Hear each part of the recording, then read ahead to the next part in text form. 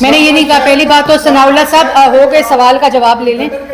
میں بتاتی ہوں. پہلی بات میں نے بالکل نہیں کہا کہ میں نے کہا کہ 20 بلین دے کر اسلام آباد کو بالکل محفوظ کر دیا ہے, اب اسلام آباد کو ڈیولپ کر دی, کیونکہ میں نہ تحریک انصاف سے تعلق رکھتی ہوں, نہ میرا کوئی ارادہ ہے, اور نہ میں کسی جھوٹے کو ریپرزینٹ کرتی ہوں. جو آپ نے خیبر پختونخوا میں پارٹی کی بات کی, میرا خیال ہے اس کا جواب تو پاکستان تحریک انصاف والے یا پرویز خٹک صاحب دے سکتے ہیں, لیکن مانگے تانگے کی پارٹی جو ہوتی ہے نا, وہ سمجھ بیٹھے تھے کہ یہ سارے ممبران ان کے ہیں. یہ ممبران تو دو چٹکی کی بات ہے.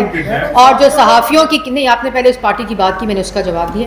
جو صحافیوں کی بات ہے وہ تو بہت ہی میرے خیال میں ان ایکسیپٹیبل ہے. مجھے یہ انفارمیشن, میں ابھی ان کی پریس ٹاک دیکھ رہی تھی, مجھے یہ ابھی تک انفارمیشن نہیں ہے. میں یہاں سے پریس ٹاک سے جاتے ہی اس کے اوپر نوٹس بھی لیتی ہوں, میں اس پہ دیکھتی بھی ہوں, اور میں وہاں کی جو سیکیورٹی ایجنسیز ہیں, پولیس ہے, ان سے رابطے میں آ کر میں پتہ بھی کراتی ہوں کہ یہ کیا واقعہ ہے, کیونکہ اس کے بارے میں مجھے اس وقت تک, جب میں آپ سے پریس کانفرنس کر رہی ہوں, مجھے علم نہیں ہے. اور انشاءاللہ یہ تمام چیزوں کی وہ لے کر میں آگاہ بھی کروں گی آپ کو کہ یہ کیا واقعہ ہے اور اس کے اوپر کیا کیا جا رہا ہے.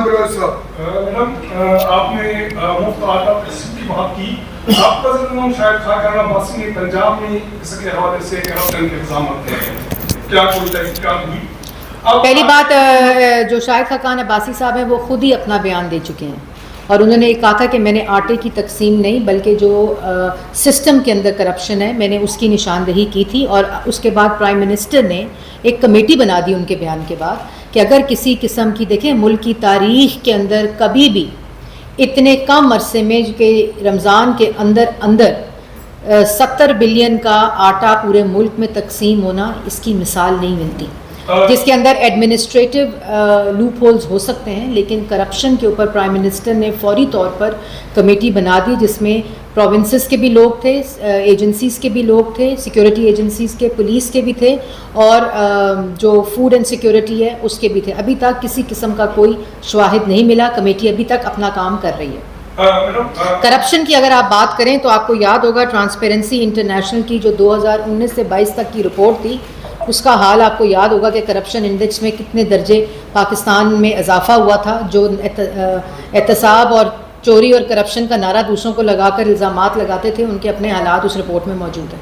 میڈم ایک مرتبہ پھر بنیاد کی قیمت بڑھ گئی ہے, کیا حکومت پھر کوئی نئی اسکیم لانا چاہ رہی ہے؟ اور دوسری بات ہے کہ سیلاب متاثرین کی بحالی کی آپ نے بات کی, سندھ میں تقریباً ابھی بھی 80% لوگ متاثرین بحال نہیں ہوئے, بلینز خرچ ہوئے, تو وہ کیوں نہیں؟ کس چیز کی بحالی؟ سندھ میں سیلاب متاثرین بحال نہیں. دیکھیں میں نے پہلے کہا یہ سندھ کی بات نہیں, بلوچستان کی بات نہیں, پنجاب کی بات نہیں, جو یہاں علاقے متاثر ہوئے تھے. یہ ایک پروسیس ہے. اس پروسیس میں پہلا جو فیز تھا وہ ریلیف اور ریسکیو تھا, اس کے بعد ری ہیب تھا, اور اس کے بعد ریکنسٹرکشن ہے. ریکنسٹرکشن کا عمل سب سے لمبا ہوتا ہے. ریلیف اور ریسکیو کی وجہ سے اگر اللہ تعالیٰ کا کرم ہے کہ ان کی بر وقت انتظامات, جس کی شہباز شریف صاحب نے ڈائریکشن دی تھی اور پروونشل گورنمنٹس میں اس نے اپنا رول ادا کیا, اس میں ریلیف فوری, اور ریسکیو کی وجہ سے جو اموات ہیں وہ 1600 پہ کیپ ہوئیں, زیادہ اموات نہیں ہوئیں. یہ اسی بات کی نشاندہی ہے کہ بر وقت انتظامات ہوئے. اسی طرح ریہیبلیٹیشن کا فیز اور ٹانک میں جو 100 گھر موجود ہیں, اسی کو دیکھتے ہوئے پورے ملک میں سیلاب متاثرین کا جو ریکنسٹرکشن کا فیز ہے وہ جاری رہتا ہے, اور وہ ایک سال یا کچھ چند ماہ نہیں, وہ 2-3 سال کی مدت اور محیط کے اوپر مشتمل ہوتا ہے. جی عثمان خان. میڈم نیتوں کا دار و مدار جو ہے وہ عمل کے اوپر ڈیپینڈ کرتا ہے, اور عمل یہ ہے کہ آپ نے حکومت چھوڑنے کا فیصلہ کر لیا اور مقررہ مدت پہ حکومت چلی جائے گی. دوسری جانب جو موسم کی پریڈکشن ہے اور جس طرح سے بتایا جا رہا ہے کہ سیلاب آپ بڑی تباہی پھیلا سکتا ہے پاکستان میں, تو کیا اس صورت میں آپ دیکھ رہی ہیں کہ الیکشن جو ہے وہ وقت پر ہو سکیں گے, اور اس اگر خدا نہ خاصہ کوئی ایسی تباہی ہوتی ہے سیلاب کی تو اس صورت میں کیسے ممکن ہوگا الیکشن؟ نہیں جی, ہم نے تو پرائم منسٹر کیٹیگوریکلی ہر روز کی بنیاد پر اب یہ کہتے ہیں کہ ہم نے 14 ماہ کے اندر جو ہمیں ذمہ داری ڈالی گئی تھی, جس کو آئینی ذمہ داری, جس کو سائفر کو لہرا کر, جس کو ایک جعلی جھوٹے بیانیے میں بدلنے کی کوشش کی گئی, جو اپنی موت خود مر گیا, ہم آئینی مدت کے اندر انشاءاللہ کیئر ٹیکر سیٹ اپ کو یہ گورنمنٹ ہینڈ اوور کریں گے. اور اس میں 2 آپشنز ہوتی ہیں, ایک آپشن ہوتی ہے 90 دن کی, ایک آپشن ہوتی ہے 60 دن کی. اب یہ پرائم منسٹر کا فیصلہ ہے کہ وہ 90 दिन کی آپشن کے اوپر جو گورنمنٹ ہے اس کو تحلیل ہوتی ہے یا وہ 60 ڈیز کے اوپر ہوتی ہے، وہ بھی عوام کے سامنے انشاءاللہ، کیونکہ ہم وہ لوگ ہیں جنہوں نے جیسے میں نے پہلے کہا کہ مختصر مدت بھی ملے، مشکلات بھی تاریخی ہوں، لیکن عوام کے ساتھ کھڑے ہیں اور عوام کے سامنے سچ رکھا ہے. بند دروازوں میں پیٹرول کی قیمت کم کر کے IMF کے پروگرام کو ڈیفالٹ نہیں کیا، عوام کے سامنے رکھ کے کیا کیا شرائط ہیں، مشکلات بتا کر کہ یہ کہہ رہے ہیں یہ ہونا ضروری ہے، جس کی وجہ سے معاشی استحکام آئے گا اور عوام کی حالت. مشکل فیصلے ہوں گے، فوری مشکل ریلیف مشکل ہے، لیکن آہستہ آہستہ اس کے اثرات عام آدمی کی زندگی پر مثبت اور بہتر پڑیں گے. اسی چیز کو مد نظر رکھتے ہوئے ہم نے وہ ذمہ داری پوری کی اور نیک نیتی سے کی، محنت سے کی، دن رات کام کر کے کی. اسی طرح آپ کے جو مسائل تھے جس پہ آپ نے جو بات کی، جو صحافی برادری، آپ کو یاد ہوگا 4 سال وزیر اطلاعات اسی کرسی کے منصب پر بیٹھ کر صحافیوں کو تھپڑ مارتے تھے، یاد ہے نا؟ وزیر اطلاعات نے صحافی کو تھپڑ مارا تھا، یاد ہے کہ نہیں یاد؟ یاد ہے کہ وہ پسلیاں ٹوٹی تھیں، ناک کی ہڈیاں ٹوٹی تھیں. وزیر اعظم، سٹنگ وزیر اعظم کو جو رپورٹرز بیانڈ بارڈرز کی رپورٹ ہے اس میں میڈیا پریڈیٹر کہا گیا تھا. میں نے تو نہیں کہا تھا، ہم تو کہتے تھے اس وقت بھی کہ یہ فاشسٹ ہے، یہ پاگل ہے، یہ نالائق ہے، یہ کرپٹ ہے، یہ چور ہے. ہم یہ کہتے تھے. وہ ٹرانسپیرنسی انٹرنیشنل نے بھی مور لگائی، اس کے اوپر صحافی آرگنائزیشنز جو ہیں جرنلزم کی انہوں نے بھی مور لگائی.